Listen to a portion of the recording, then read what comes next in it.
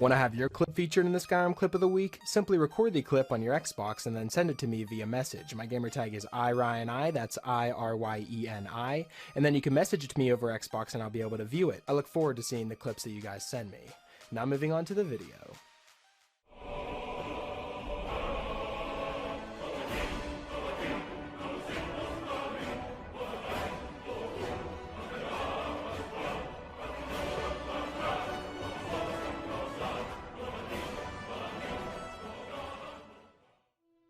Hey, what's up guys, it's Ryan, and welcome back to another episode of Modded Monday. We're on week number 207 now, guys. I've picked out 5 new mods for you guys to check out, and perhaps add them to your load order if you find them interesting. But like always, before we jump into them, I want to remind you guys that I'm partnered with GamerSupps, which in my opinion is the best energy drink on the market. So if you're looking for a better alternative to those gas station energy drinks that are really bad for you, try out GamerSupps and use my link down below. You can also use the code RTD for a 10% discount on all your drinks, and I'd love to hear some feedback from you guys as well, so if you do end up trying the drink, let me know what you think about it in the comments down below. Now that all that's out of the way, we can jump into this week's mods, and starting us off we have the Faction Warfare mod. Now this mod adds a dynamic system with 12 factions that you can join.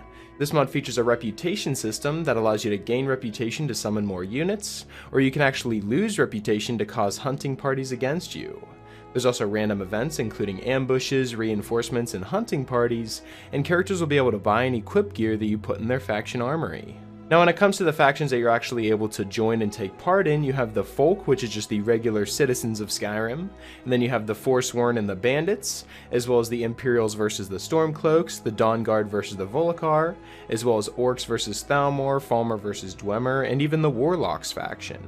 The mod page also reads that this mod is a recreation of the 2020 mod called Faction Economy, which also has the same spirit of that mod, plus greatly expanded new content. Faction Warfare expands on the mod's origins immensely by setting up a full faction leadership system, in addition to the core of crafting and selling items to your faction. There's also the reputation system, like I said, where every bandit, stormcloak, and other faction member you kill will affect your relationship with multiple of the factions.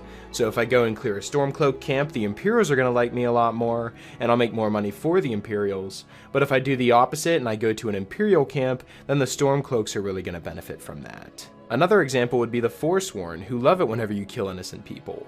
So you can become a member of the Forsworn through murder and completion of their quests. Thereafter, you can summon Forsworn to aid you in battle, and the Forsworn out in the field will treat you as an ally. By adding items to your faction armor, you can even equip the faction dynamically and receive a nice bit of gold for yourself and your faction. So there's a ton of balancing that you're going to have to do whenever it comes to the faction that you want to side with in the game, as well as just keeping other people's reputations happy. But at the end of the day, I really like the Faction Warfare mod because it makes you interact with a lot of the different types of clans in the game that you maybe wouldn't see otherwise, and that's definitely why this mod comes in at our number 5 spot, so I'd recommend downloading the Faction Warfare mod and giving it a try for yourself. Coming in at our number 4 spot, we have an amazing new music overhaul called Treble Clefas Soundtrack Series High Fantasy Edition. The mod page reads, "This is the first in a series of soundtrack replacers that I have planned for Skyrim. Here's the standard version of the first in the series, which is the High Fantasy Edition. This mod replaces almost every track with new and existing fantasy songs, and this standard version is meant to be used alone, so it makes further changes that are not compatible with other music mods. So this mod won't be compatible with any other mods that touch the vanilla soundtracks. And if you guys have been a fan of this series for a while, you know that I love my music mods, especially fantasy and Celtic ones, and with this one adding hours of new music into the game, we just have to dive in here and listen to some of these new tracks."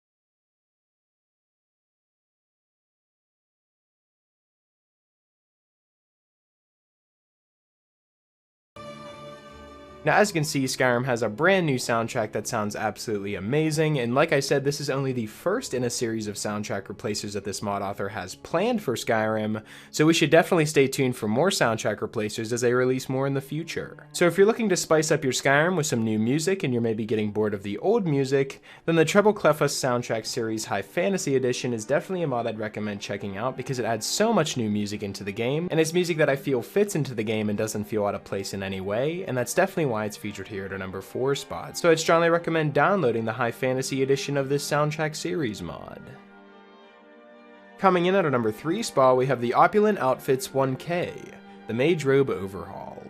This mod features new unique mage robes for every school of magic, that being restoration, destruction, conjuration, etc., for necromancers and for monks. NPCs encountered at the Mages College and throughout Skyrim will also be equipped with these new robes. And this is a 1K combination of 2 mods, that being the Opulent Outfits Mages of Winterhold Robe Overhaul, and the Opulent Outfits Monks and Necromancers mod. This is a big combination of those two together into one all-in-one mod, so it covers all of the mages' robes and monks and just every type of robe that you'll see in the game. Now, this is a complaint that I don't necessarily hear too often, but whenever you go to the College of Winterhold for the first time, or just maybe you're returning it after some quest, if you actually stop and take a look around everybody and what they're wearing, they all are pretty much wearing the same thing. And if you have other mods in your load order, such as the Magical College of Winterhold, which brings so much life to the College of Winterhold, you're going to want to replace some of those outfits as well, because the mages are just going to have those boring same outfits. But once you download the Opulent Outfits 1K Mage Robe Overhaul, you're going to walk around and see how every student is going to have a different robe on, they're going to be different colors, and it will actually reflect on what type of school they're studying too, because in the vanilla game of Skyrim, it was really hard to tell the difference between a destruction, restoration, and conjuration robe, because there wasn't really too many differences between them. Now you're definitely going to be able to tell what type of school someone's studying, and it's also going to look extremely badass as well. So if you want to completely restyle the College of Winterhold, or maybe you're playing as a mage and you want to just have higher quality textures on all the robes you wear, then the Opulent Outfits 1K Mage Robe Overhaul is definitely a mod I'd recommend checking out, and that's why it's featured here at our number 3 spot, so I'd recommend downloading it and checking out some of these new threads yourself. Coming in at our number 2 spot, we have a brand new player home called the Akaviri Home. This is a fully custom asset player home that features the Akaviri style and architecture, and it's an absolutely beautiful player home that comes with so much at your disposal. You know, you have 3 buildings right as you cross the bridge at the beginning here, and then it leads you up to a giant wall, a bunch of lights, and a statue, and then finally you lead up the hill that leads you to the main house with a master bedroom and all of the crafting amenities as well. Now, as you can see, there's a ton of custom assets that come with this player home, whether it be the bathtub, the bed sheets, or just all of the objects that you see around the house, all of the wood. It's all made from the ground up and created by the mod creator himself, and it's very impressive what they've accomplished here. The only thing I would change is how you obtain it. I wish you would actually have to pay for it or maybe do a quest to obtain it. I think that would be a really cool addition. But nonetheless, I think this is a beautiful house mod for anyone that wants to have an Akaviri style player home. This is definitely the mod to go for, and that's why it's featured here at our number 2 spot. So I strongly recommend downloading the Akaviri Home and becoming the proud new owner of it. Coming in at our number 1 spot, we have the New Haven Weapon and Armor Overhaul. The mod page reads, this is a complete retexturing of the weapons and armors for Skyrim, and these textures were gathered from a host of mod authors who were kind enough to share their work. The base game armors that are affected here, we have Bandit, Blades, Daedric, Dark Brotherhood, Dragonbone, Dragon Scale, Draugr, Dwarven, Ebony, Elven, Falmer, Glass, Hide, Imperial, Iron, Nightingale, Nordplate, Orcish, Steel, Stormcloak, Studded Wolf. Was that fast enough for you? Also, Dawnguard armors, we have Ariel, Dawnguard, Dwarven Shield, the Heavy Falmer, and Ivory, and then the Dragonborn armors, we have Bone Mold, Nordic Carved, and Stalrim. We can now move over to the weapons, which feature a whole bunch of new weapons that have been retextured as well, such as the Akaviri, Daedric, Dragon Priest, Draugr, Dwarven, Ebony, Elven Falmer, Glass Iron, Nord Hero, Orcish, Silver, and Steel, and then of course you have the Dawnguard and Dragonborn weapons that have been retextured, but we also have the unique items in the game such as the Ancient Shrouded Armor, Ariel's Bow and Arrows, the Dragon Priest Masks, the Savior's Hide, the Mace of Molag Bal, Mehrunes Razor, the Staff of Magnus, and even Volendrung. Now I know that was a lot of just naming the different items and weapons that have been changed with this mod, but as you can see as I'm changing into these new armor sets on my character here, these look absolutely badass, but they're not too far from the original, so they still look like the original Orcish, the original Daedric. They just look a lot more upgraded, and it doesn't lose its original touch. That's one of my favorite things about armor overhauls that change the vanilla armors in the game.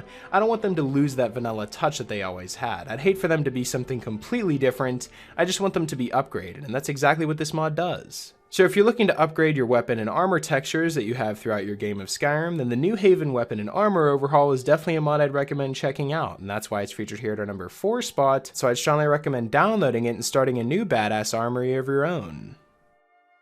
So that's pretty much it for this week's episode of the top 5 Skyrim mods of the week. Hopefully you guys did enjoy, and if you did, I'd appreciate it if you left a like and subscribe if you're new. It really helps me out a lot. And if you have any suggestions for mods you'd like me to cover in future top 5 mod episodes, be sure to let me know in the comment section below, or you can follow me on Twitter. I'll be sure to leave my Twitter in the description, and you guys can follow me on there and leave me suggestions there as well. Special shout out to my Patreon supporters. Thank you guys so much for everything that you guys have done for me. And yeah, that's pretty much it. Hopefully you guys did enjoy, and I will talk to you guys later.